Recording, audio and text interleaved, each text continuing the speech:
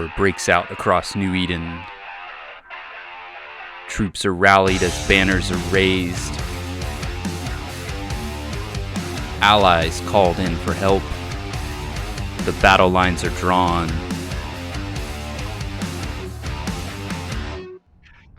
Fire, fire, fire. But then sometimes friends Primary turn to is foes. Logan's Savoy.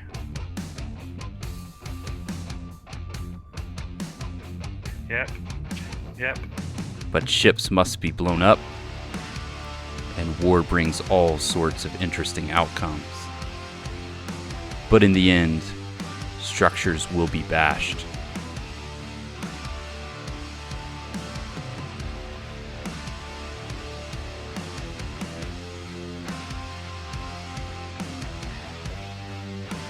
But perhaps I should begin at the beginning and rewind and tell this tale from the start.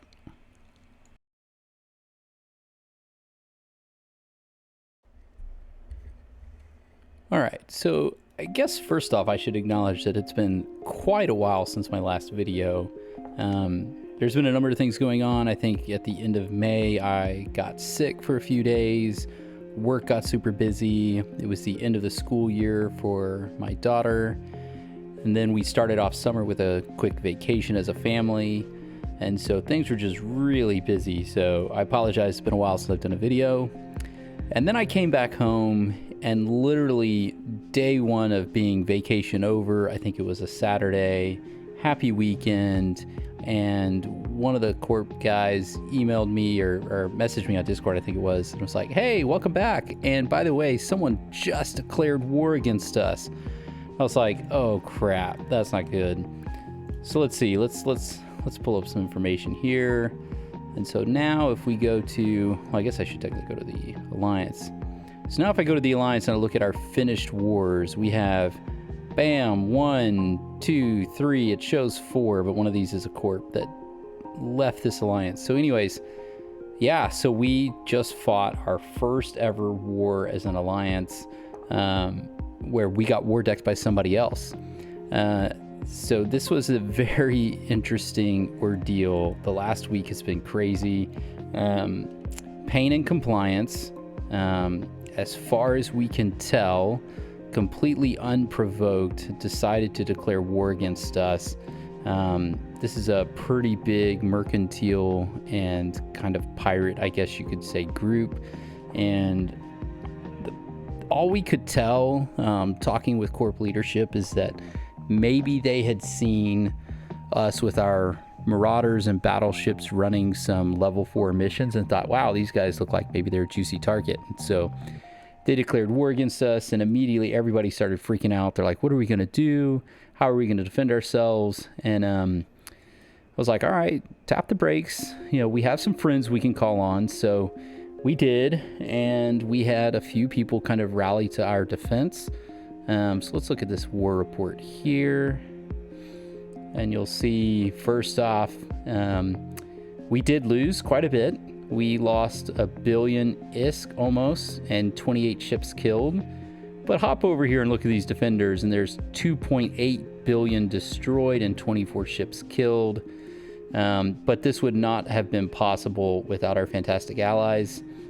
And you'll see right here, the big name on the list is Pandemic Horde, and then Aggressively Passive Bears. So yes, we did actually phone some friends, and Pandemic, one of their corporations, is a group that we fly with occasionally. And so I talked to their CEO and was like, hey, what do you think of supporting a high-sec Indy Corp? You know, a lot of new bros. We want to fight, but we just don't have the numbers or that much experience. And they're like, yeah, we will definitely help you out. So we got some much needed, much appreciated assistance from them. We also had another group. If we look here at Payne's, we had another group that just straight up war decked them instead of joining ours as a defender. So this Defense Against the Dark Arts, they also joined the war. If you look at this war report, you can see they lost three ships to Payne, but they killed 7. So they definitely won the ISK war on that one. And so, yeah, it ended up turning into a very big deal. So I think Sunday, morning is when the war went into effect. And so we fleeted up, ready to go just in case they showed up as soon as the war was active. So we had, I think, about 30 people in fleet, all just AIP guys. Nobody showed up. It was complete crickets. So we went on a roam through LOSEC. We went to the War HQ for Pain and Compliance, which was in ODOT. And we did not see any Pain and Compliance guys all morning. And so we took the fleet back, we stood it down, and probably like an hour or two after that, they came knocking on our door. And there was a fleet of, I think it was 12 Praxis and 1 Prophecy that showed up in Erster and started attacking our Raitaru. So we started pinging all the people that we could. We started getting numbers in.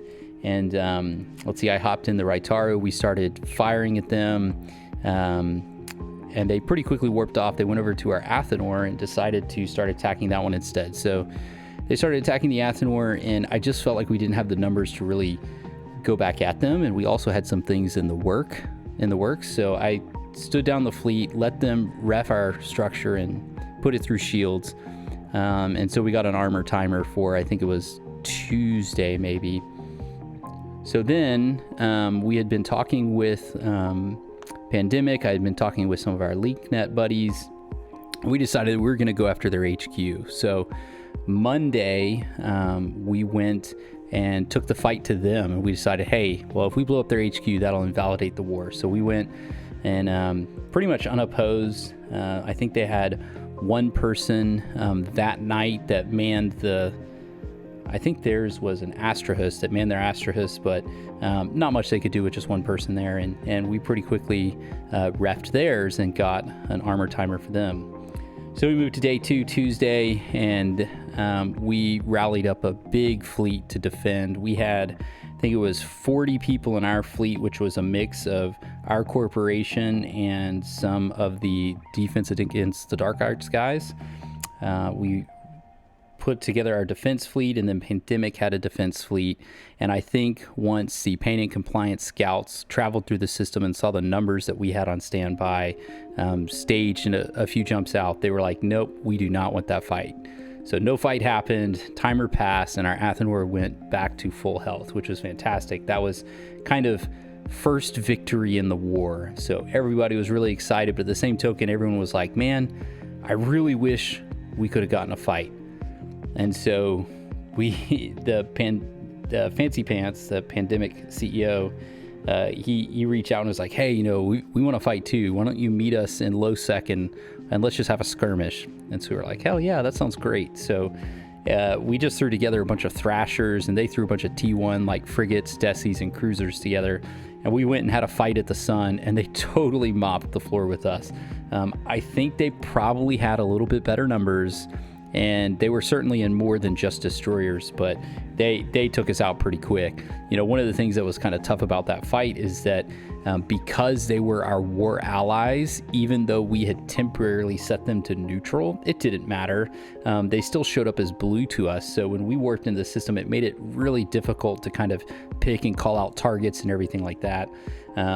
But that was still a lot of fun. The guys were super itching for a fight, and so it was great to kind of have a skirmish under our belt. So then Pain and Compliance had gone quiet on us, and we had the armor timer coming up the next day. We had successfully defended our Athenor, and it was time to move to kind of step 2 of the assault. So then it moved to, I guess that was Tuesday, and Tuesday we decided we would take the fight to them. And so we formed up a fleet. We had both of our allies form up fleets as well, and we went again to ODOT, which funnily enough is home to like 4 or 5 different kind of mercenary pirate corps. And so I think we had maybe 60 or 70 in fleet. They did not want to take a fight, and so we put their structure into hull timer. And then I guess there was a Jita Holdings. There was another structure that had been under attack. And so afterwards, we went and just kind of worked as, I guess, support ships. Now, we weren't at war against Jita Holdings, but Pandemic is. And so they they went and refed that structure as well, and we just kind of stood on standby just in case any paint and compliance showed up or anything like that. So it was kind of a two-part deal there with two structures going at it. So once we did that, the whole timer was going to be, it was like 36 hours or something like that. So it wasn't until Thursday of last week that then the big fight could go down. So everybody went back home and we started making preparations for the final assault. I started reaching out just to see if any other groups would be interested. The Pandemic group and also the LinkNet group started rallying their troops. We all just wanted to show up with max numbers that we could. And then things got a little bit spicier. So let me pull up that war sheet again. And you'll notice here that we have Riot declared a war against us. And then also We Are 4. And so as it turns out, you know, these mercenaries have friends too. And so they had a bunch of other corps declare war against us. And so we were like, all right, it's about to go down. You know, we haven't gotten a fight yet, but now it's about to be a big fight. Everybody's calling in their friends. So we tried to do some research to figure out what kind of ships they would show up with, and we started adjusting our fits as well. For the previous bashes, we had been doing kind of sniping fits. We had flown a mixed fleet of caracals and tornadoes with heavy missiles on the caracals, you know, fit for range, and then same thing with the tornadoes with artillery fits. Long range stuff. And we decided that with the final fight, since there was definitely going to be some PvP action, the Pandemic group was going to switch away from trig ships enforcing on the structure to some PvP fits to really put up a fight. And so our primary focus moved away from being support ships to more of a bashing fleet. So we had to quickly do a bunch of logistics. We had to build some new ships. We had to build some new modules, get everything together. But I mean, we are an Indy Corp, so that went pretty well. And we refit our ships. We had some tornadoes and caracals again, but we went with hams and autocannons. And then we also beefed up our tank since we were expecting a fight. And then we flew a couple cyclones with bursts. We fielded a Logi fleet as well, some Ospreys, and we were going to be ready for a fight. So then the big fight came down and we had a huge turnout. I want to say, if I look at the math, and I'll show some screenshots here in a minute, that we had, I think, 125 or so pilots in our kind of allied fleets, and they had another maybe 75 to 80 of the enemy fleet. And so it was easily over a 200 pilot event, which was pretty significant for a high-sec skirmish. And it was fantastic. There was dancing around, you know, everyone had pings all around the Astrahus, and everyone was trying to rewarp to find their engagement range that they wanted. And it was just a long dance. Slowly over time, all the allied fleets were able to thin the numbers of the enemy. They were mostly in tornadoes themselves, in high alpha sniping fits. After looking at the kill boards, they had no tank. They had 2 SIBOs, artillery guns, and then all gank basically. And I mean, it was effective. If we were slow to warp away, they would occasionally pop 1 or 2 of our guys, and we did end up losing some ships. But we also got on some kills as well, and you know, the Pandemic was fantastic in taking things out.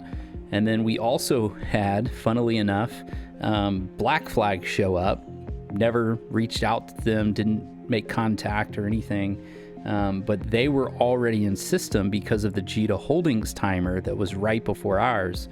And so they and Pandemic had attacked Jita Holdings. Black Flag hung around. They were already at war with Riot, one of the big defenders that was showing up for PNC. And so they were there to help as well. And so that really kind of helped boost our numbers. And so long story short, we won the war against Pain and Compliance by destroying their Astrahus. And once that HQ is down, then it's a 24-hour timer and the war is over. And so we were victorious.